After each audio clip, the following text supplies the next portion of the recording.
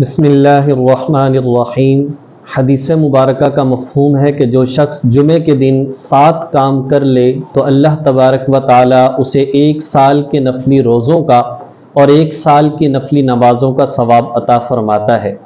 Number 1، جمعے کے دن غسل کرے۔ نمبر 2، صاف ستھرے عمدہ کپڑے پہنے۔ نمبر 3، مسجد میں جلد جانے کی فکر کرے۔ نمبر 4، مسجد جائے تو پیدل جائے۔ نمبر 5، مسجد میں جہاں جگہ ملے امام کے قریب ہو کر بیٹھے۔ نمبر 6، جو بات کہی جائے اسے توجہ اور غور سے سنے۔ نمبر 7، لغو حرکتوں بیکار باتوں سے بچے کہ گپ شپ نہ کرے، موبائل سے نہ کھیلے۔